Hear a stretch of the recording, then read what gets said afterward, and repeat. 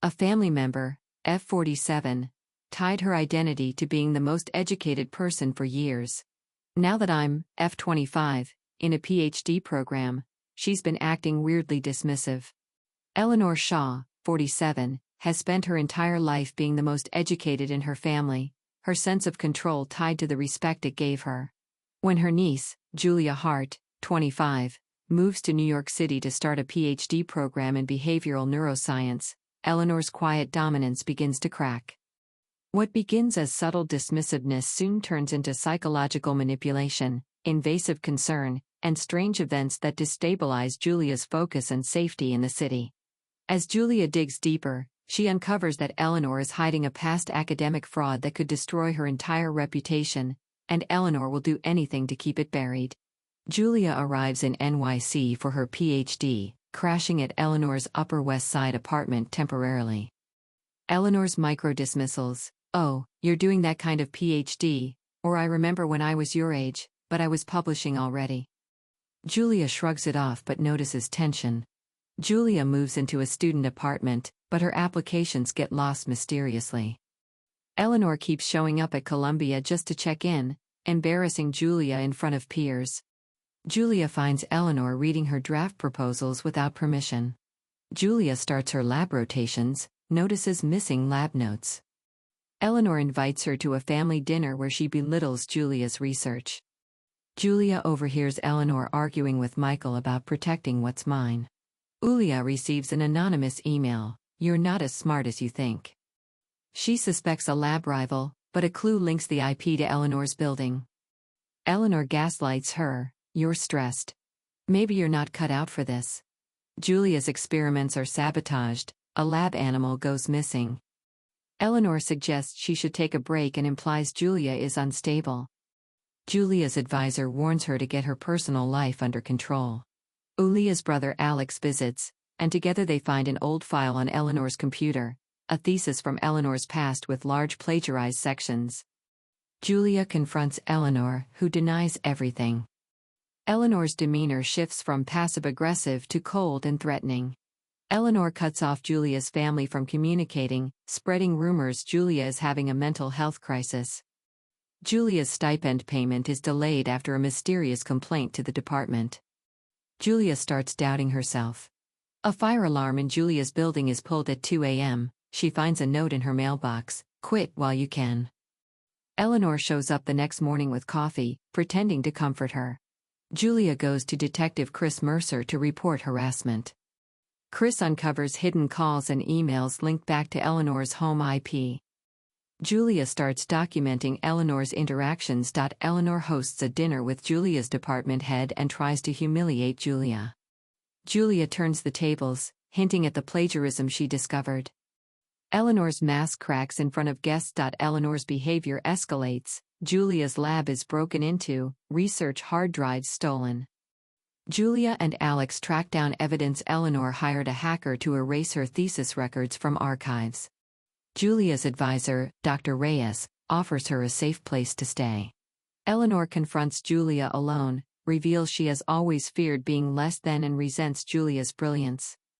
Eleanor tries to manipulate Julia into silence by threatening to expose her family's financial secrets.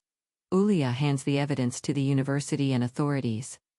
Eleanor's reputation is destroyed as plagiarism comes to light. She resigns in disgrace. Julia regains her focus, returns to her research, stronger, having faced and survived family betrayal. Julia Hart shifted the weight of her backpack on her shoulders as she stepped off the M60 bus, the humid June air of New York City sticking to her skin like a second layer of clothing. Her phone buzzed with a reminder: "Welcome to Columbia, PhD orientation at 10:30 a.m. tomorrow." She inhaled deeply, eyes scanning the clusters of students pulling rolling suitcases, yellow cabs honking at pedestrians, the bright blue awning of a nearby bagel shop she had Googled last night. This was it.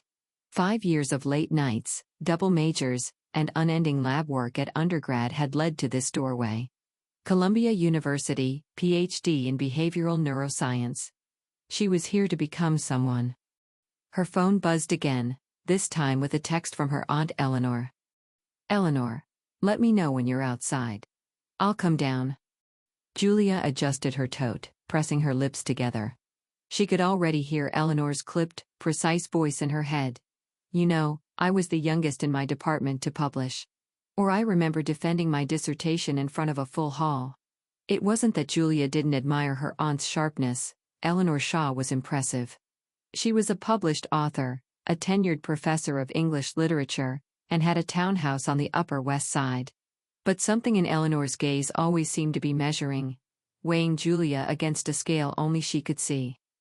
Julia found Eleanor waiting on the sidewalk, wearing a pressed navy dress despite the heat, her blonde gray hair pinned into a perfect French twist. "There you are," Eleanor said, offering a tight smile that never quite reached her eyes. "You've grown." "Yeah," Julia replied, forcing a smile back. 5 years will do that." Eleanor glanced at Julia's single rolling suitcase and backpack, frowning lightly. "Is that all?" "For now. The rest is coming in a shipment next week." Eleanor took the handle of the suitcase, insisting on dragging it herself as they walked the few steps to the townhouse entrance. Inside, the air conditioning was crisp, the hallway smelling faintly of lemon polish and old books. Framed photographs of Eleanor receiving awards lined the corridor, her younger self shaking hands with dignitaries Julia didn't recognize, her smile wide in those older days. "Michael is out with colleagues," Eleanor said, setting the suitcase by the guest room door. "He sends his welcome." "Thank you for letting me stay for a few nights before my place is ready," Julia said, stepping into the guest room. It was small, neat, with a twin bed pressed against a bookshelf lined with anthologies and critique journals. Eleanor tilted her head. "Of course. It's what family is for." Julia tried to ignore the slight edge in her tone, focusing instead on the framed painting above the bed, a watercolor of Central Park in the fall. "Orientation tomorrow?" Eleanor asked. "Yeah, 10:30. Eleanor's eyes flickered, a small smile curving her lips. "How exciting. You'll find graduate school challenging." Julia nodded, biting back the retort that she knew it would be challenging, that she wanted the challenge. Instead, she said, "I'm ready for it." Eleanor's smile was thin. "I suppose we'll see." They ate dinner in the dining room, the clink of forks on china filling the spaces between Eleanor's polite interrogation. "What exactly will you be studying in? Behavioral neuroscience?" Eleanor asked, rolling the field name around her tongue as if it were a foreign phrase she disliked. "Decision-making and social behavior," Julia said, "specifically how stress impacts learning in social contexts." "Ah." Eleanor cut into her roasted chicken. "So rats and mazes?" Julia forced a laugh. "Kind of, yes, but also fMRI work with human subjects." "Well, it's good you're aiming for something practical." Eleanor's eyes glinted. "Not all of us are suited for the humanities." There it was, the tiny jab hidden in pleasantries. Julia tried to let it roll off, sipping her water. She had learned long ago not to rise to Eleanor's bait. That night, Julia lay awake, the hum of the city outside blending with the rattle of an old AC unit in the window. She scrolled through her emails, checking the orientation schedule again, the list of lab rotations, the housing agreement for the graduate dorm she would be moving into by the weekend. She thought of the years of study, the countless hours in undergrad labs, the scholarships she scraped together, the late nights helping Alex with his community college essays. She was here now. Nothing Eleanor said could take that away. "You'll find graduate school challenging. We'll see." She turned off her phone and rolled over, closing her eyes against the flickering lights of passing traffic outside. She didn't see the faint reflection in the hallway, the shadow of Eleanor standing by the partially closed door, watching her in the dark, eyes unreadable. The next morning, Julia woke early, pulling on a navy blouse and black jeans, checking her reflection in the small mirror, practicing her polite, confident smile. She found Eleanor already in the kitchen, dressed in another crisp dress, hair immaculate, coffee brewing. "Coffee?" Eleanor asked, her voice too bright. "Yes, thank you," Julia replied, accepting the mug. Eleanor sat across from her at the kitchen table, watching her over the rim of her own cup. "Don't let them intimidate you today," Eleanor said, her tone deceptively kind. I won't, Julia said. Eleanor's lips quirked. Though, of course, if it's too much, it's never too late to change direction. Julia blinked. What do you mean? Well, not everyone is suited for doctoral study, Julia. It's not a shameful thing. Some people aren't meant for the pressure. Julia's jaw tightened. I'm not planning to drop out, Aunt Eleanor. A slow blink. Of course not. She smiled. I'm just looking out for you. Julia left with her backpack, heading toward the subway, letting the roar of the city swallow the irritation Eleanor's words always sparked in her. She was here to prove herself, not to anyone else, but to herself. To build a future in research, to make a real difference. She didn't notice Eleanor at the window above, watching her niece disappear into the crowded street, her hand gripping the curtain just a bit too tightly, knuckles pale. At Columbia. Julia arrived at the orientation hall, the buzzing of other PhD students filling the air, everyone checking name tags, schedules, and free coffee cups handed out by volunteers. A wave of warmth spread through Julia's chest as she found herself among others who understood the hunger to learn, the drive that pulled them through the years of study. She met Dr. Simone Reyes, her advisor, who had a warm smile and sharp eyes that missed nothing. Julia Hart, yes? Glad you're here, Dr. Reyes said. Behavioral neuroscience, excellent. We'll be seeing a lot of each other. Thank you for accepting me into your lab, Julia said, her excitement real. Dr. Reyes nodded. I hear you've moved in from out of state. Yes, just yesterday. Well, welcome to the grind, Dr. Reyes said with a half smile. We're glad to have you. Julia felt it again, that rightness. She was meant to be here. As the orientation wrapped up, Julia's phone buzzed. Eleanor. How did it go? Julia paused before replying. Julia, great. Thanks for asking. Eleanor, good. Let me know if you need anything. Julia shoved her phone into her pocket, breathing in the crisp city air as she stepped back onto campus. She would handle Eleanor's dismissiveness. She would handle the city. She would handle the program. She was here to claim her future. That evening. Returning to Eleanor's townhouse that night, Julia found her aunt in the living room with a glass of wine, a book in her lap, eyes sharp behind her reading glasses. Good day?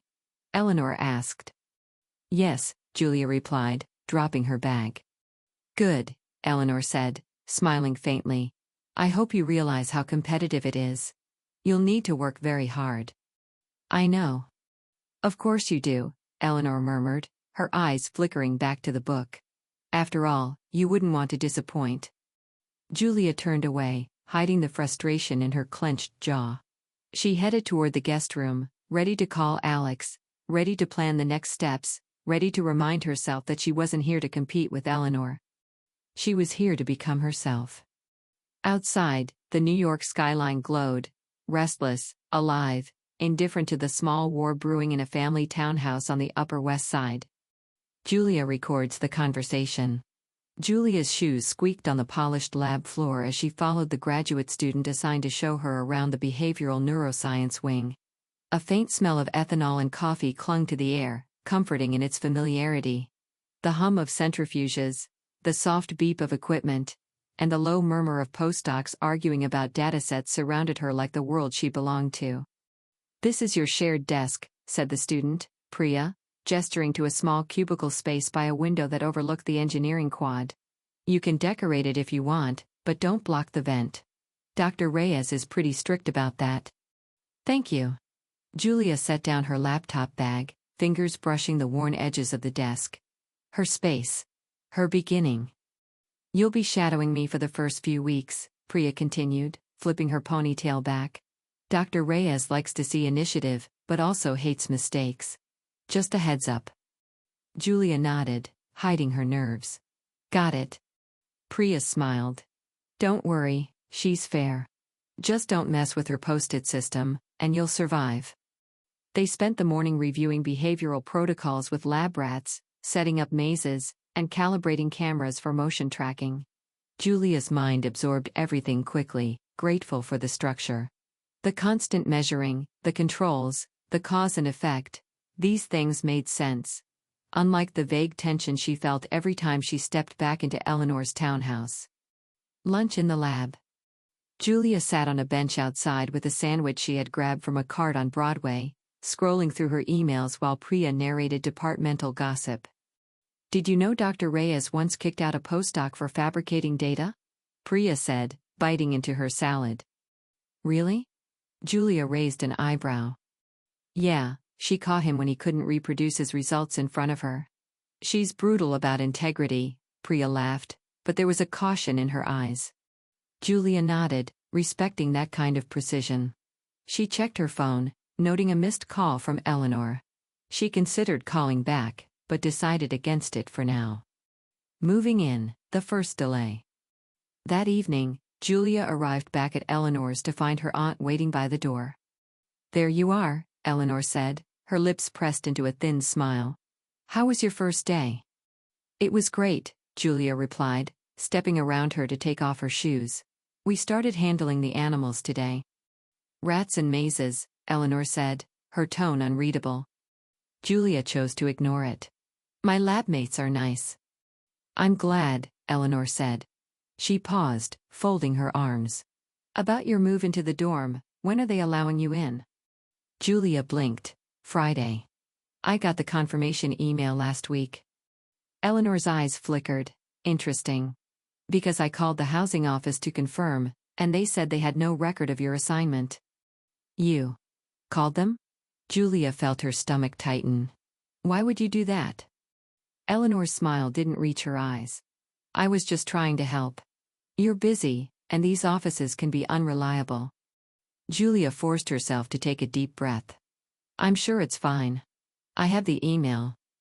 Well, Eleanor said, moving to the kitchen, you may need to stay longer until it's sorted.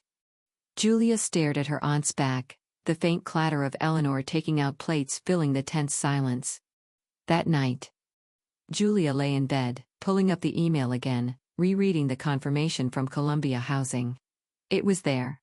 She forwarded it to the office just to be safe, asking for a reconfirmation. She glanced at the partially open door, sensing the quiet in the hallway outside, the creaks of the old wood, the hum of the city below. She thought of Eleanor on the phone with the housing office, her polite voice and crisp articulation. Just trying to help. Julia wondered if her aunt's help was the reason for the lost record. A flicker of doubt crossed her mind, but she pushed it down. She needed to focus on her work. First lab incident.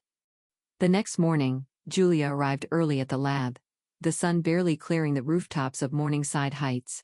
She liked the quiet, the clean light streaming through the lab windows before the chaos of the day began. She went to the storage fridge to collect the test solutions for that day's trials. When she opened it, she froze. The labeled bottles she had carefully prepared with Priya yesterday were gone. She checked the racks twice, 3 times, moving other bottles aside, scanning each label. Nothing. Looking for these? Priya's voice came from the doorway, holding up a tray of the bottles, a frown on her face. Where did you find them? Julia asked, relief flooding her chest. They were on the chemical disposal cart, Priya said, placing the bottles down. You didn't leave them there, did you? No. I put them in the fridge last night, Julia said, heart pounding. Priya looked at her carefully. Be careful, okay? We can't afford mistakes with these. Dr. Reyes will be pissed if she thinks you're careless. Julia nodded, swallowing the fear creeping into her gut. She knew she hadn't moved them. Phone call with Alex. That evening, Julia sat in her small corner of the guest room, phone pressed to her ear. You think she's messing with your housing? Alex's voice was incredulous. I don't know, Julia admitted, keeping her voice low.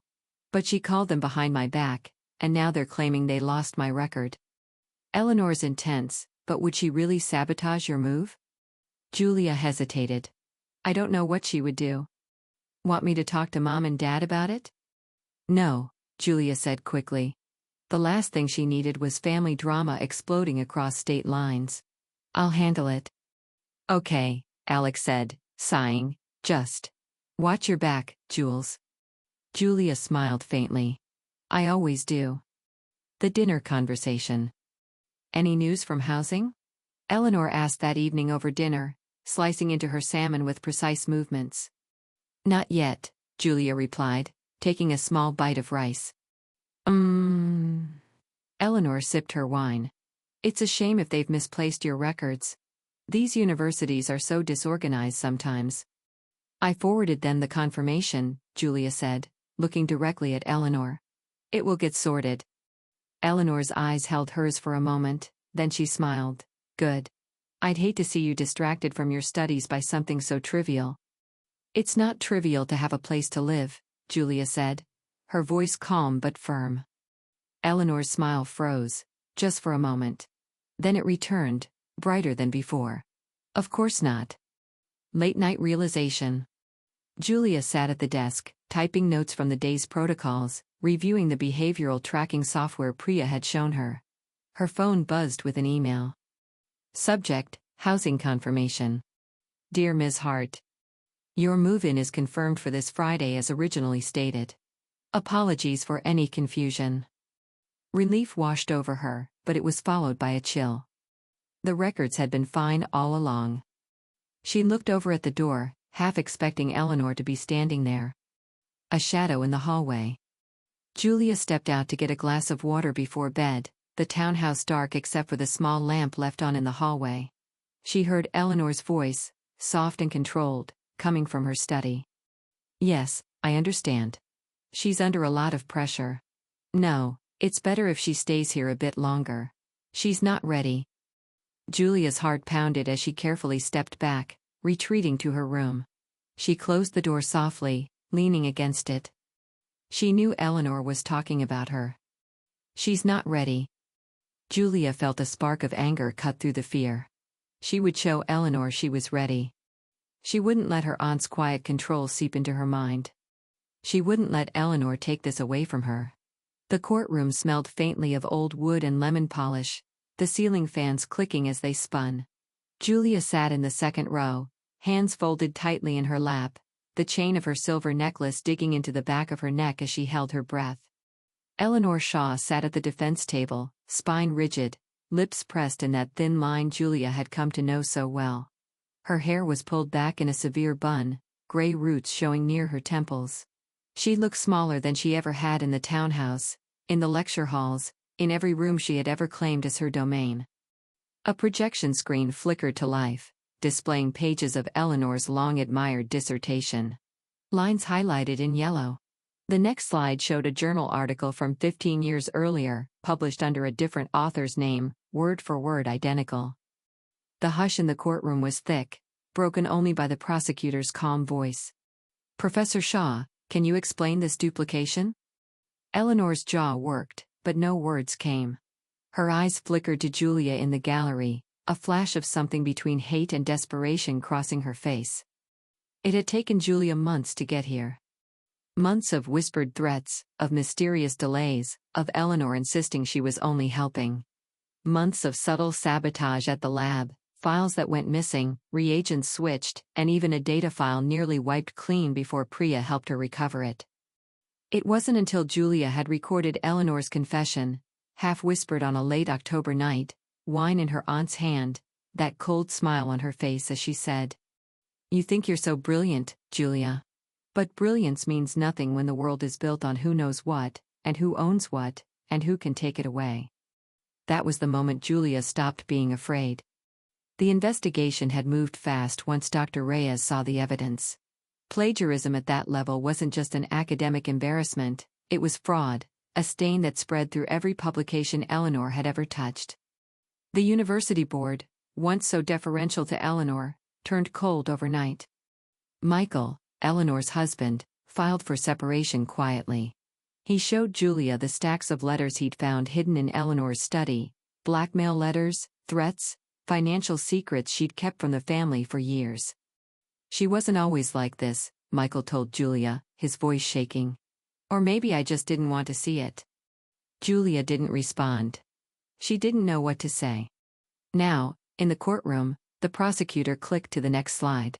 Another highlight. Another theft. Eleanor's shoulders shook, but she lifted her chin, trying to keep the last scrap of dignity she could find. The judge's voice was calm but final as she read the verdict. Guilty of academic fraud and misappropriation of university funds. The words echoed, ringing in Julia's ears. It was over. After the verdict.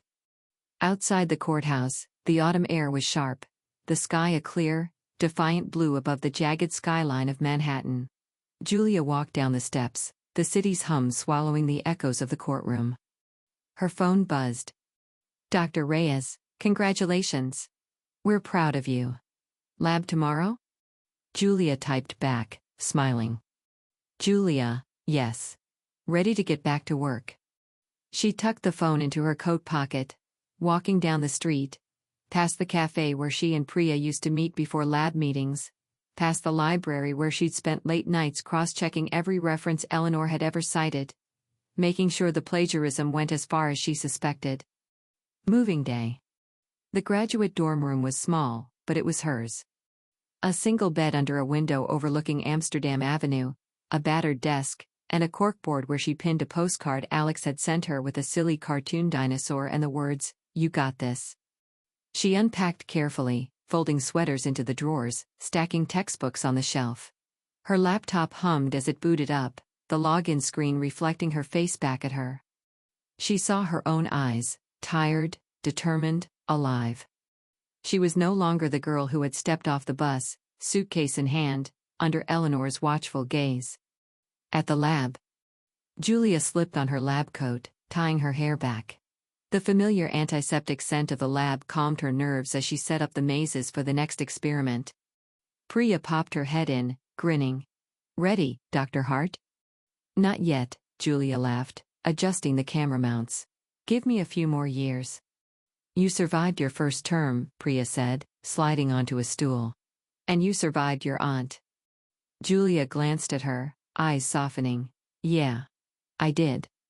Dr. Reyes entered, a clipboard in hand, giving Julia a nod of quiet approval before moving to her station.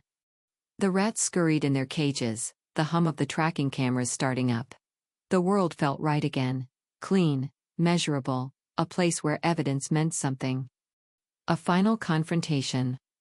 A week later, Julia received a letter with Eleanor's handwriting on the envelope. Her heart tightened as she sat on the edge of her bed, sliding her finger under the flap. Julia. I suppose you think you've won. Maybe you have. I built everything I had from nothing, and you took it away from me because you couldn't understand what it meant to protect yourself in a world that doesn't care about smart girls. You're just like me, Julia. One day you'll see that. Eleanor. Julia read it twice, folding it carefully, tucking it into the back of a drawer. She didn't need to keep it, but she wanted the reminder. She would never be like Eleanor. The city at night. That night, Julia walked down Broadway, the lights of the restaurants and bodegas glowing against the dark, the constant rumble of traffic a steady pulse beneath her feet. She passed a group of undergrads laughing, clutching coffees, notebooks tucked under their arms, the future stretching out before them. She thought of the fear, the late nights wondering if Eleanor would destroy everything she had worked for, the gaslighting that had made her question her own memory, her worth. She thought of the small victories, recovering her stolen files, earning Dr. Reyes' trust, proving her competence despite Eleanor's sabotage. She had survived. And she would thrive. The promise. At her lab station the next morning, Julia opened a fresh notebook, writing carefully on the first page. You are not them. You are you. Keep going. She smiled, closing the cover. Outside the window, the city glowed with promise and chaos, indifferent to one girl in a lab on the Upper West Side. Julia picked up her pipette, ready for another day.